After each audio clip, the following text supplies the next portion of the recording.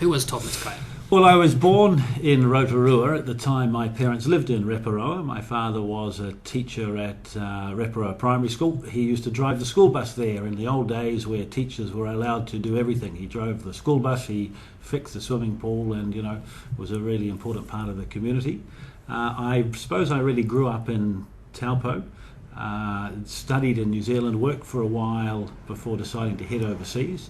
And then, whilst I did travel through America and other parts of the world, settled first in the UK for a little while, and then latterly in Brussels and Belgium, where I worked in the European Parliament. So the first time I got to work politically.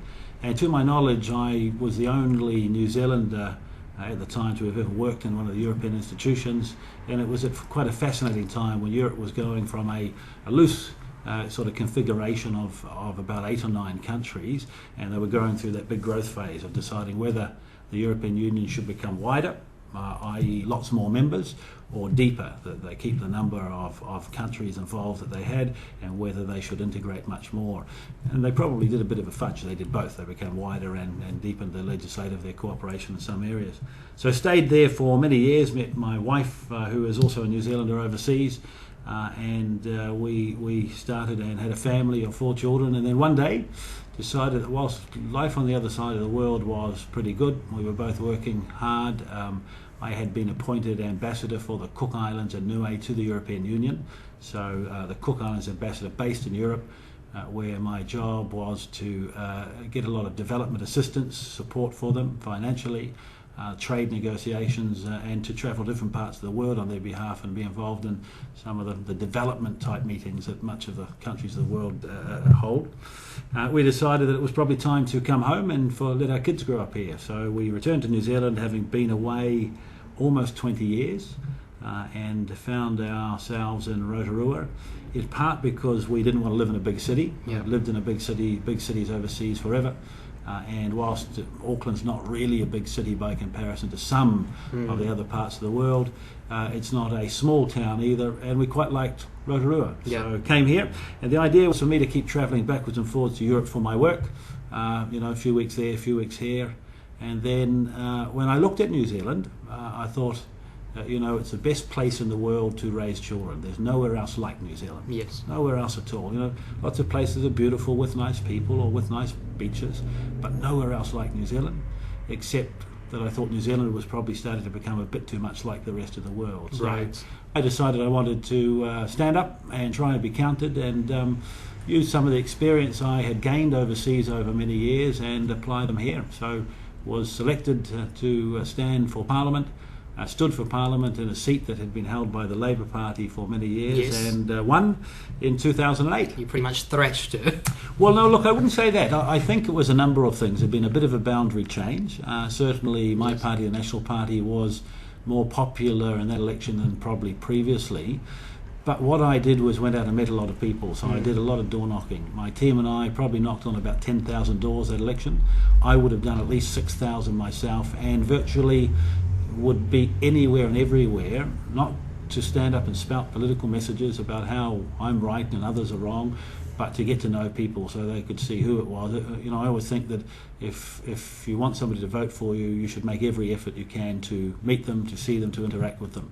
Now, with 30-odd thousand voters, it's not possible to do that everywhere, but for me, being an MP and a constituent MP, so a locally elected MP, not a list MP, it's about being part of your local community and representing your local community, and I continue to spend as much time as I can out and about in the community, being seen and being part of that community, so that I have a much better idea of what's going on.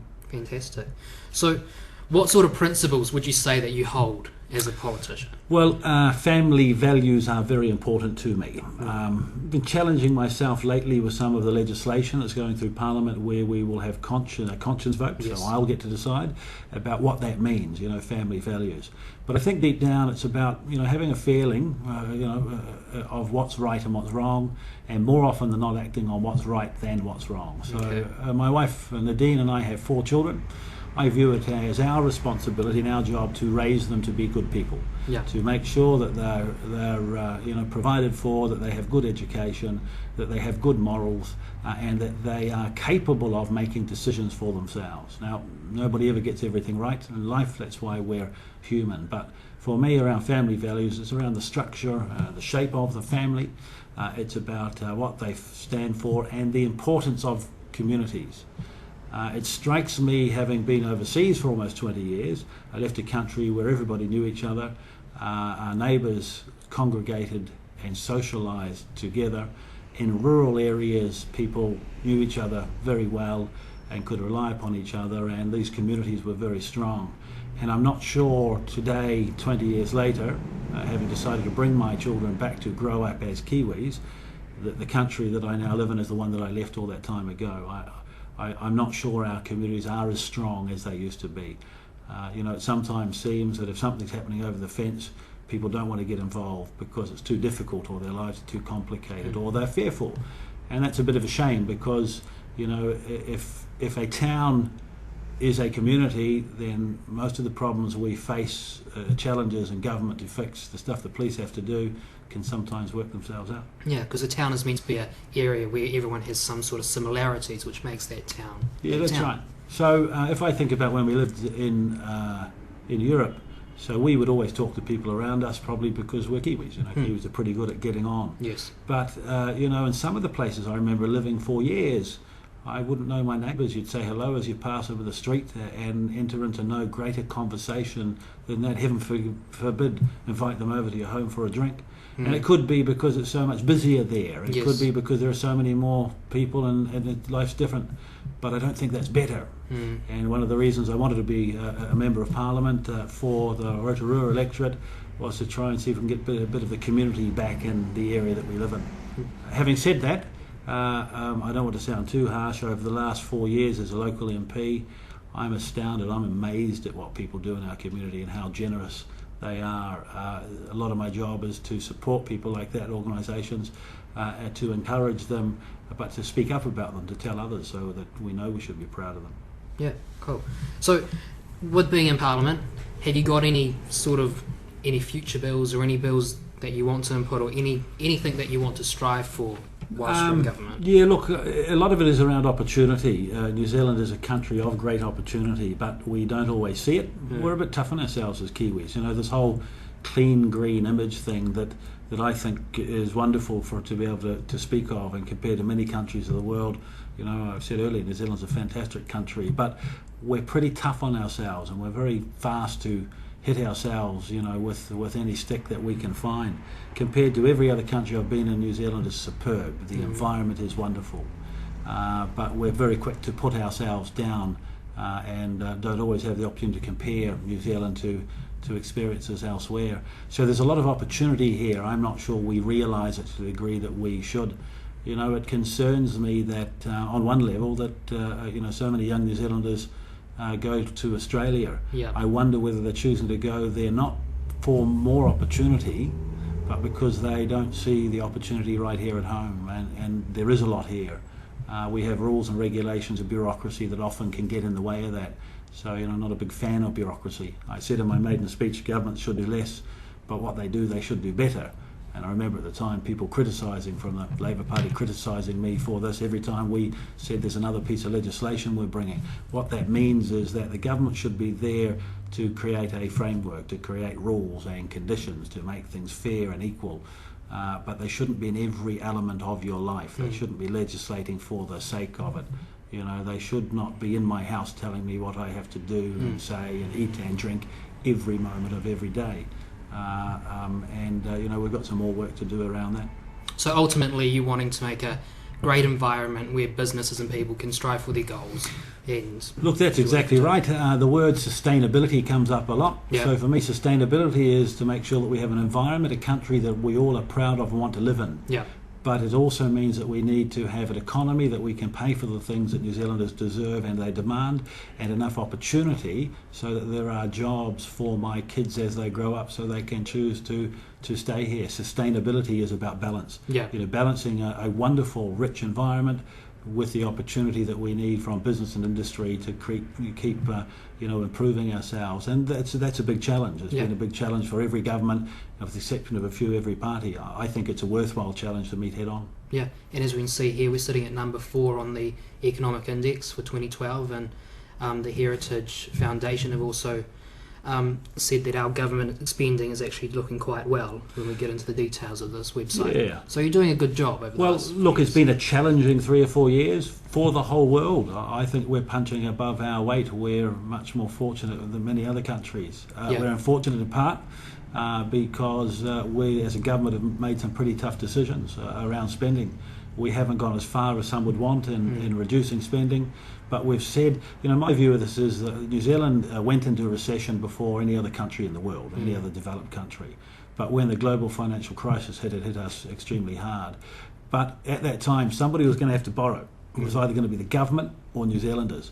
And really, most New Zealanders were in a difficult situation because previous governments had encouraged them, encouraged their behaviour of borrowing and spending. Yeah. And so it wasn't fully their fault.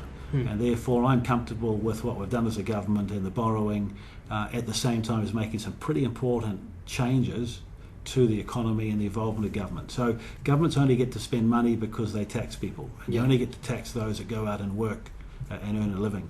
So, every time there's a spending decision in Parliament, I think about, the mum and dad who are out working hard and what we're doing with their money and how we can get a greater return for them. Not a financial return, but use that money to the best of its ability. Now, a really good example of that is health. When I became a Member of Parliament in Rotorua after 9 years of a Labour government, I was told that the only way to fix problems in health was more money. And whilst Tony Ryall's been gifted, good at getting additional resource for health, Lakes DHB is doing a fantastic job now. They have no more waiting lists for elective surgeries. Nobody has waited over the last year more than 5 months to see a specialist to get their operation. Previously, there were thousands of people waiting. And it hasn't taken any more money. All we've done is said to them, you need to work harder for the taxpayers' money we give you, and we want results. The way to treat somebody is to give them an operation. And they've met the challenge and done a fantastic job. And that's because, we've asked New Zealanders to bunker down and work harder. We've asked the public service to do it. Certainly John Key has asked us as MPs to do the same thing. And look, we're coming through what was a very difficult time in recession for New Zealand. It's going to take some more time, but I think we're looking quite good. Yeah, and you can throw as much money at anything and they're going to use it, but whether they use it wisely, it's obviously what you've done with the house. So what I've learned is it's not always about money, actually. There are cases where it will be, but if you look in the welfare system where there's a lot of reform has come through, we're doing that in part because of the great cost of the taxpayer. Yeah. But we're also doing it because I firmly believe people, families, kids are better off when somebody in that home is working. And there are far too many New Zealanders who the system has beaten. The system's told them that they're not worth anything and there's nothing more that they can do, and I reject that completely. Where you have a system that captures people, that makes them dependent, then the problem is not with the individual, it's with that system. And we've made some pretty courageous changes around welfare that largely are very widely supported by New Zealanders, and it's about helping people to help themselves. That old adage, a hand up, not a hand out. Yeah. Well, it's pretty easy to have slogans, but I've had solo mums come in here and say, I want to get a job, and nobody's given me a chance and never given me any training, and employers won't give me a shot, and every time I try and do something, the system and wind seems to hold me back. And they've said to me they want to find jobs because it's better for their kids, and I'll support and back that person every single time. And for those that don't know that they can or should be asking for that, we actually need to do a little bit more as well, because it's the system that's grabbed them. Right. And back onto this environment for businesses to strive, I just want to mention the mobile down on Tenai Road, $1.99 for fuel, with everyone else on nearly $2.20. Yeah. I was talking to the owner when I was there because I snapped a shot of how much it cost me, and he was saying that he doesn't understand why they're doing it so high. He can really succeed at this price here, and if you buy something inside his store, you get another 4 cents off per litre. If you buy bread and milk, you get another 10 cents off, and he's planning on opening another store in the Eastern Bay of Plenty somewhere. So there is a strive out there for competition and people to succeed. Yeah, New Zealand and look, and good on him. He's not owned that shop very long. There's another, the Gull just along further has matched his prices. So yes.